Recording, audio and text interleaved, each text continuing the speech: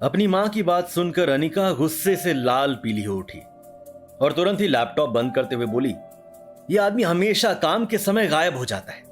मैंने 1 हफ्ते पहले उसे रमनीक भाई की शॉप से वो सेट लाने को कहा था और वो भुलक्कड़ भूल गया। आज मैं सोच रही थी कि उसे अपने साथ ऑफिस लेकर जाऊं, लेकिन ये महाशय तो घर पर है ही नहीं। मम्मी, क्या है ये? क्या मेरी ही किस्मत पे ये होना लिखा है?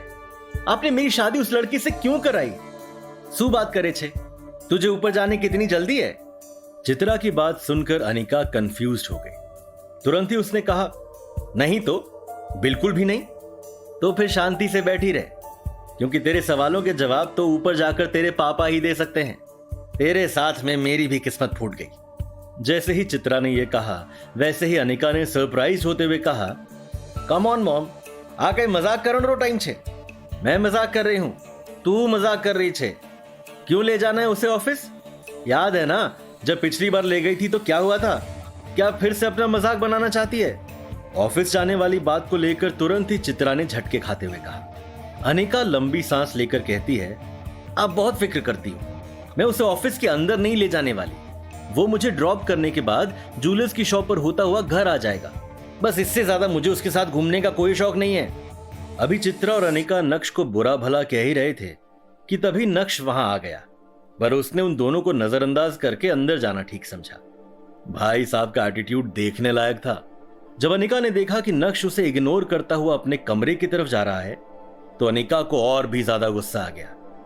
उसी समय चित्रा ने नक्श पर तंज कसते हुए कहा, ये लो, आ गए साहबजादे नैन मटक्का करके।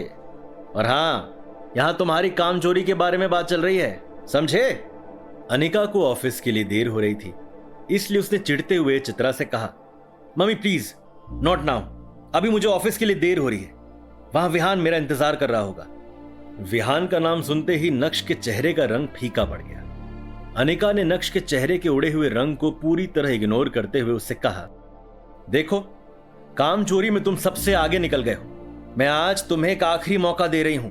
तुम मेरे साथ ऑफिस चलो और वहां से लौटते समय रमनीक भाई की शॉप से मेरा सेट उठा लेना। अब चलो, तुम्हारे कारण मैं पहले ही बहुत लेट हो चुकी हूं। नक्श चित्रा से तो कभी कभार बहस कर लिया करता था, लेकिन वो अपनी वाइफ अनिका से कभी भी जुबान नहीं लड़ाता था। अनिका और नक्श कुछ ही देर में अनिका के ऑफिस पहुंच गए। कार से उतरते हुए अनिका ने देखा कि उसके पास बहुत सारी फाइल्स हैं। अगर वो ऑफिस से किसी को बुलाएगी तो इसमें और भी ज्यादा टाइम वेस्ट होगा, इसलिए उसने नक्श की तरफ देखा और उसे अंदर आने के लिए कहा, ये सब लेकर अंदर चलो। अनिका आगे आगे चल रही थी और नक्श उसके असिस्टेंट की तरह हाथ में अनिका का बैग और सामान लिए उसके पीछे चल रहा था। अनिका जब अपने कैबिन में पहुंची तो उसका दोस्त और बिजनेस पार्टनर विहान बजाज पहले ही वहां बैठा उसका इंतजार कर रहा था। अनिका को देखकर विहान कुर्सी से खड़ा हुआ और बोला, यार अनिका, तुम कहां रह गई थी? पता है मैं पिछले 1 घंटे से तुम्हारा इंतजार कर रहा हूं। जब नक्श ने विहान की बात सुनी तो वो मन ही मन बोला, यह आदमी इतना खाली है कि 1 घंटे से यहां बैठा मेरी बीवी अनिका का इंतजार कर रहा है। अपने चेहरे पर अपॉलॉजीज लिए अनिका ने कहा, Vihaan, I am so sorry यार, कुछ लोगों के कारण घर से निकलने में देर हो गई। अनिका की बात सुनकर विहान के 1 घंटे इंतजार करने की शिकायत एक पल में ही गायब हो गई और वो बस मुस्कुराते हुए अनिका को ही देखे जा रहा था। वो आज बहुत ही ज्यादा खुश नजर आ रहा था और अनिका ने भी उसकी खुशी को नोटिस कर लिया था। विहान, तुम इतना मुस्कुरा क्यों रहे हो? तुम्हारी कोई लॉटरी लग गई है क्या? अनिका ने विहान से एक दोस्त की तरह मजाक में लॉटरी वाली बात पूछी थी, लेकिन विहान ने उसका जवाब देते हुए कहा, हां, ऐसा ही कुछ समझ लो। तुम्हारा आना किसी लॉटरी से कम है क्या? विहान की यह बात सुनकर अनिका और नक्श दोनों ही चौंक गए। नक्श ने गुस्से से विहान की तरफ देखा और बोला, भाई साहब, आप ऑफिस में हैं, इस बात को मत भूलिए और दोस्ती की सीमा भी नहीं भूलिए। नक्श की बात सुनकर अनिका ने नक्श की ओर देखा और उसे चुप कराते हुए बोली, तुम बीच में मत बोलो। और फिर वापस विहान की ओर देखकर बोली, मैं तुम्हारी बात का मतलब नहीं समझी विहान। विहान समझ गया था कि अनिका उसकी बात से थोड़ी अनकंफर्टेबल हो गई है, इसलिए उसने झट से बात बदल दी और बोला, अरे ये सब छोड़ो, मैं आज इतना खुश क्यों हूं ये इंपॉर्टेंट नहीं है। इंपॉर्टेंट ये है कि मैं तुम्हारे लिए एक गिफ्ट लाया हूं अनिका। ये बोलते हुए विहान और भी ज्यादा खुश नजर आने लगा और तभी उसने अपने बैग से नेकलेस का एक खूबसूरत बॉक्स बाहर निकाला और खोलकर अनिका के सामने रखते हुए बोला, ये देखो अनिका, तुम्हारे लिए डायमंड का रेयर नेकलेस। डायमंड नेकलेस देखकर अनिका सरप्राइज होते हुए विहान से बोली, ये तुम मेरे लिए लाए हो विहान? नक्श भी उस डायमंड नेकलेस को देखकर पहले तो चौंका, लेकिन कुछ देर ध्यान से उस नेकलेस को देखने के बाद गंभीर आवाज में बोला, ये तो उस रेयर नेकलेस की कॉपी है, ये ओरिजिनल नेकलेस नहीं अनिका। अनिका नहीं जानती थी कि नक्श भानुशाली खानदान से ताल्लुक रखता है। भानुशाली ग्रुप रेयर डायमंड के बिजनेस में भी है, और चूंकि नक्श भानुशाली ग्रुप का हिस्सा रह चुका था, इसलिए उसे डायमंड की अच्छी खासी परख थी। नक्श ने तो सही इरादे से अपना काम कर दिया था, लेकिन अनिका को नक्श की बात कुछ रास नहीं आई। अनिका ने नक्श को गुस्से से घूरते हुए कहा, तुम चुप रहो, कितनी बार बताना पड़ेगा कि बीच में मत बोलो। नक्श की बात सुनकर विहान भी ये समझ गया था कि अब वो उस फर्स्ट कॉपी नेकलेस को ओरिजिनल बताकर अनिका को बेवकूफ नहीं बना सकता है। इसलिए उसने खुद अपने मुंह से कबूल करते हुए अनिका से कहा, हाँ ये हार रेयर नेकलेस नहीं है, पर असली हीरे का है, बस इसकी क्वालिटी रेयर डायमंड से थोड़ी सी कम है। लेकिन अनिका, जब मुझे रेयर डायमंड नेकलेस मिलेगा, मैं तुम्हारे लिए उसे जरूर लेकर आऊंगा। विहान की बात सुनकर नक्श को हंसी आ गई और वो बोला, अच्छा मजाक है, जिस डायमंड नेकलेस की तुम बात कर रहे हो उसके 10 ही पीस हमारी कंट्री में मौजूद हैं। अनिका, तुम इस सस्ते हीरे के नेकलेस को वापस कर दो, मुझे नहीं लगता ये इंसान अपना वादा निभा पाएगा। और ऐसे इंसान से हीरे का नेकलेस क्यों लेना, जब तुम्हारे पास मेरे जैसा असली हीरा मौजूद है। आज अनिका को विहान की हरकत से ज्यादा इस बात पर हैरानी हो रही थी कि अचानक नक्श के अंदर हर बात का जवाब देने की हिम्मत कहां से आ रही है। कुछ देर तक अनिका यह समझने की कोशिश करती रही और फिर उसने एक बार फिर से नक्श को चुप करवाया। तुम चुप रहोगे? नक्श के मुंह खोलने से पहले विहान को लगा था कि अनिका नेकलेस देखते ही उसके प्यार में पागल हो जाएगी। आखिर वो उसे कोई छोटी चीज नहीं, डायमंड का हार दे रहा था। यही वजह थी कि वो पहले से ही अनिका के कैबिन में आकर बैठा था और उसका इंतजार कर रहा था। लेकिन उस बेचारे को क्या पता था कि नक्श उसका सारा खेल ही खराब कर देगा। अब पोल तो उसकी खुल चुकी थी, तो वो करता भी क्या?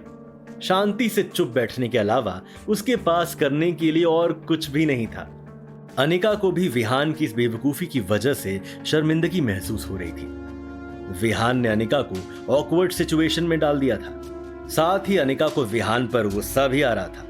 विहान को नकली हार देने की क्या जरूरत थी? पर इस वक्त अनिका के पास विहान को दिलासा देने के अलावा और कोई चारा नहीं था। अनिका की कंपनी ठीक से चल नहीं रही थी और अपने लॉसेस से उभरने के लिए उसे विहान जैसे बिजनेस पार्टनर की बहुत जरूरत थी। अनिका ने उस नेकलेस के बॉक्स को बंद किया और बात को संभालने की कोशिश करते हुए बोली, तो क्या हुआ अगर ये कम क्वालिटी वाला डायमंड नेकलेस है? ये तो नॉर्मल सी बात है। हर कोई उस रेयर हीरे के नेकलेस को नहीं खरीद सकता ना, क्योंकि हमारे देश में ऐसे हीरे के सिर्फ 10 हार ही हैं। और मुझे जहां तक याद है, पिछले साल उसमें से एक हीरे के नेकलेस की नीलामी हुई थी, जिसकी कीमत 1.5 से 2 करोड़ थी। मुझे ये तो नहीं पता कि उस हीरे के नेकलेस को किसने खरीदा था, लेकिन विहान, तुम्हें कोई रेयर डायमंड हार लाने की जरूरत नहीं है।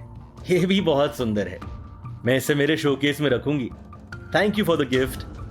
अनिका की बात सुनकर तो विहान के जैसे तोते ही उड़ गए। उस हार को खरीदने में ही उसे पसीना आ गया था। देखा जाए तो विहान के महीने भर की कमाई उतनी कम भी नहीं थी, लेकिन असली रेयर हीरे का हार खरीदना कोई हंसी खेल थोड़ी है। भूल जाओ बेटा विहान, अनिका को इंप्रेस करने में कंगाल हो जाओगे, कंगाल। वहीं नक्श अनिका को परेशान देखकर अपने किए पर पछताने लगा और सोचने लगा कि इतनी बड़ी बात हो जाने के बाद भी अनिका विहान का साथ दे रही है। नक्श की जिंदगी बदल गई थी, लेकिन वो अपनी बदली हुई जिंदगी को इतनी आसानी से अपनी बीवी के सामने नहीं रखना चाहता था। वो अनिका को पाना चाहता था, उसका दिल जीतना चाहता था। ये सब सोचते हुए नक्श ने अनिका की तरफ देखा और उसके करीब जाते हुए उससे कहा, अनिका, मैंने आज तक तुम्हें कोई सलाह नहीं दी, पर आज कह रहा हूं, यह आदमी तुम्हें इंप्रेस करने के लिए सस्ते हीरे का हार लाया है। ऐसे आदमी से तुम्हें बात भी नहीं करनी चाहिए। मैं तुमसे वादा करता हूं, एक दिन मैं तुम्हारे लिए असली रेयर डायमंड का हार लाऊंगा और उसके लिए मुझे जितनी भी मेहनत करनी पड़े मैं करूंगा। अपने दिल की बात अनिका के सामने रखने के बाद नक्श ने अनिका के जवाब का इंतजार भी नहीं किया और उसके कैबिन से बाहर निकल गया। नक्श ने पलटकर अनिका की ओर देखा तो अनिका भी उसी की तरफ ही देख रही थी। प्यार नहीं तो कम से कम नक्श अनिका का ध्यान अपनी तरफ खींचने में तो कामयाब हो गया था। इसे अपनी छोटी सी जीत समझकर अपने चेहरे की मुस्कान को छुपाते हुए नक्श के कदम ऑफिस से बाहर की तरफ बढ़ने लगे। 2.5 साल की शादी में पहली बार अनिका को ऐसा लगा कि नक्श उसके लिए लड़ रहा है। नक्श का ये रूप देखकर अनिका चौंक गई थी। आज पहली बार अनिका के मन में यह सवाल उठा, क्या नक्श को खुद से दूर रखकर मैंने कोई गलती तो नहीं की?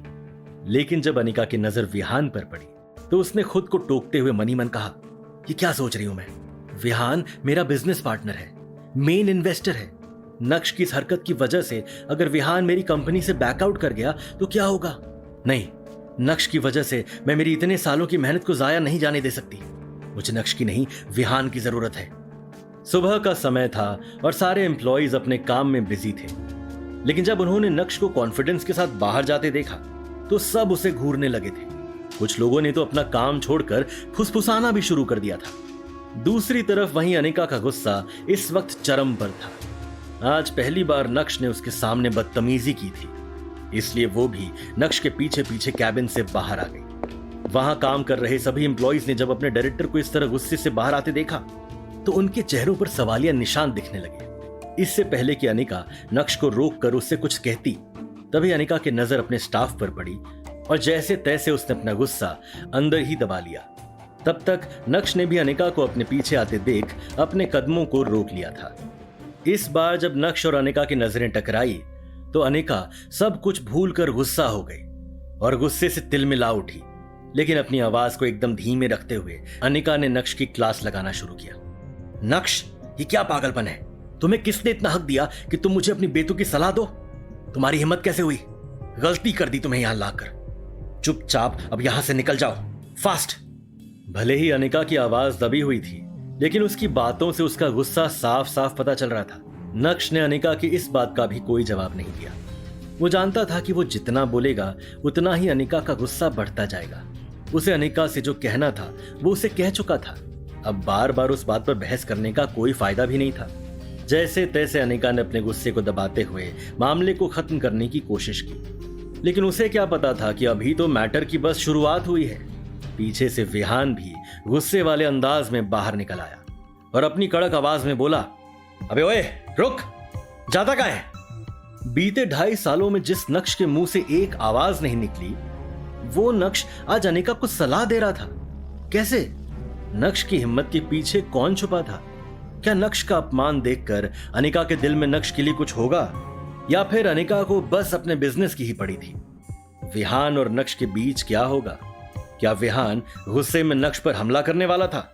अगर ऐसा हुआ तो क्या अनिका नक्श को बचाएगी या फिर विहान का दांव उल्टा पड़ता हुआ नजर आएगा?